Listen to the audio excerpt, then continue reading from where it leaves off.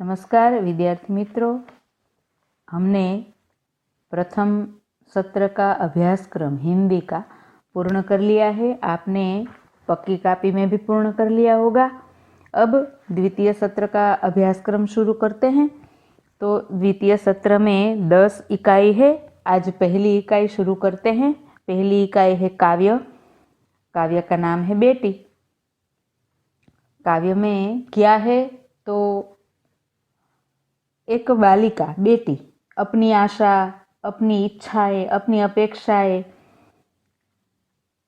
अभिव्यक्त करती है और अपनी इच्छाएं पूरी करने का आत्मविश्वास व्यक्त करती है। यह दिया गया है। तो बेटी काव्य में क्या है यह हम आगे जानेंगे। आपको सबसे पहले क्या करना है तो इस काव्य का काव्यगान करने के लिए मैं आपको एक लिंक भेज रही हूँ। आप उसके आधार पर इस काव्य का काव्य पठन करेंगे, काव्यगान करेंगे और काव्यगान सीखेंगे भी। बराबर है। आगे तो हमारे समाज में, विश्व में नारियां कहीं भी पीछे नहीं है।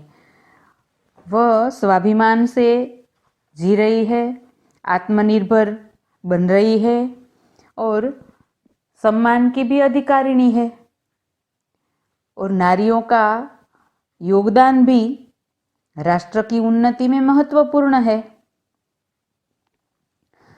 किसी भी क्षेत्र में नारी पीछे नहीं है। पढ़ाई लिखाई, तरक्की करना, दुनिया में नाम कमाना, कहीं भी कैसे कैसे क्षेत्रों में नारियां जा रही है, काम कर रही है। तो सभी क्षेत्रों में, कला से शुरू करके पढ़ाई लिखाई, सभी प्रकार की नौकरियां, सभी प्रकार के क्षेत्र, विज्ञान का क्षेत्र,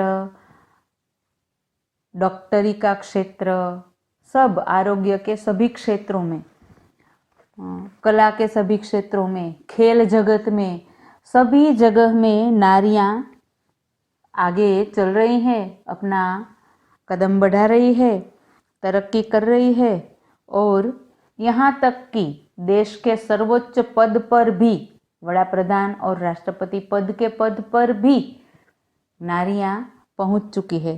तो ऐसी ही एक अभिलाषा लिए एक बालिका की इच्छा, अपेक्षा, यह सब इस काव्य में दिया गया है। बराबर है। आपने काव्य सुना तो अब काव्य को समझते हैं। बेटी यानी कि बालिका कहती है, बेटी हूँ मैं बेटी, मैं तारा बनूंगी। तारा बनना यानी श्रेष्ठ बनना।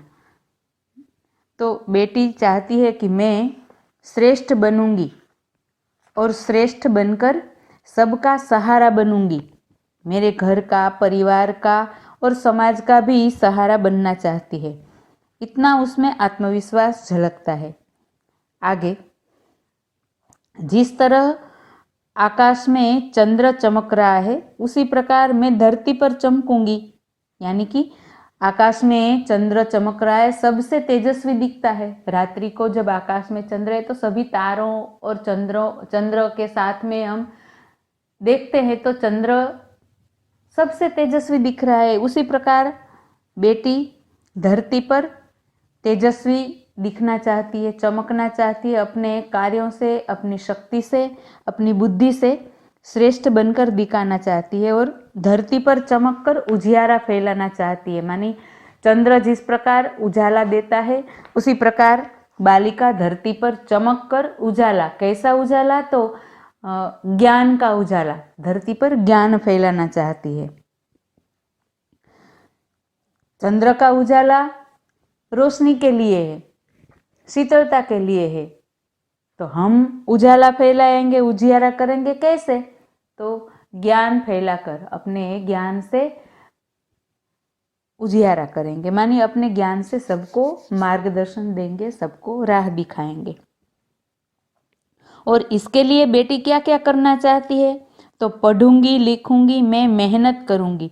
पढ़ना लिखना चाहती है, बहुत पढ़ना लिखना चाहती है और पढ़ाई में बहुत अधिक मेहनत करना चाहती है। मेहनत कर कर आत्मनिर्भर बनना चाहती है, अपने पांव चलना यानी आत्मनिर्भर बनना, मेहनत करके आत्मनिर्भर बनना चाहती है, आत्मनिर्भर बनकर दुनिया को देखना चाहती है और दुनिया को देखकर पूरी दुनिया को समझना चाहती है।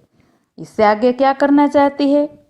तो मैं फूलों की तरह बागों में खिलना चाहती हूँ। फूलों की तरह खिलना मानी बाग में जिस प्रकार फूल खिलते हैं उसी प्रकार मैं दुनिया में खिलना, आनंद से रहना, हंसी खुशी से रहना चाहती हूँ। सुंदर दिखना चाहती हूँ, अपने कार्यों से सुंदर दिखना चाहती हूँ। शरीर से सुंदर नहीं, अपने कार्यों से, अपनी बुद्धि से, अपने शक्ति से सुंदर दिखना चाहती है। तितली बनूंगी मैं हवा को चूमूंगी। हवा को चूमना मानी लक्ष्य प्राप्त करना। तितली जिस प्रकार अपना लक्ष्य प्राप्त करती है उसी प्रकार मैं भी अपना लक्ष्य प्राप्त करना चाहती हूँ। लक्ष्य प्राप्त करके क्या करना चाहती है? तो हवा को चूमूंगी, नाचूंगी, गाऊंगी। लक्ष्य प्राप्त करके मैं खुशी से, आनंद से नाचना और गाना चाहती हूँ, ऐसा कहती है बेटी। यानी लक्ष्य प्राप्त करके खुशी से नाचेगी और गाएगी। इस प्रकार बेटी की बहुत सारी तमन्नाएं हैं, बहुत सारी इच्छाएं हैं। कौन कौन सी इच्छाएं हैं?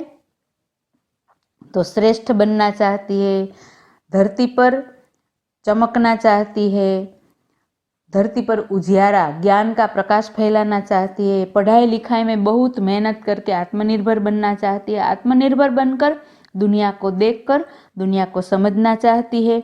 और जैसे बागों में फूल खिलते हैं, फूल सुंदर दिखाई देते हैं, आनंदित रहते हैं, खुश रहते हैं, प्रसन्न रहते हैं, उसी प्रकार बेटी भी अपने जीवन में खुश रहना चाहती है, प्रसन्न रहना चाहती है। तितली बनकर मानो हवा को चूमना, यानी तितली बनकर अपना लक्ष्य प्राप्त करना चाहती। जिस प्रकार तितली अपना लक्ष्य प्राप्त करती है उसी प्रकार बेटी भी अपना लक्ष्य प्राप्त करके नाचना और गाना, आनंद से झूमना चाहती है। इस प्रकार बेटी की बहुत सारी तमन्नाएं हैं और ये सभी तमन्नाएं पूरी करने के लिए वे बहुत मेहनत करना चाहती है। अब आपको ध्यान रहे आपको क्या करना है आज गृह कार्य में। तो सबसे पहले बेटी काव्य आपने सुना, आपको कंठस्थ करना है। एक बार रफ नोट में इस काव्य को लिखना है, इसके शब्दार्थ लिखने हैं, फिर काव्य और शब्दार्थ दोनों कंठस्थ करने हैं। बराबर है?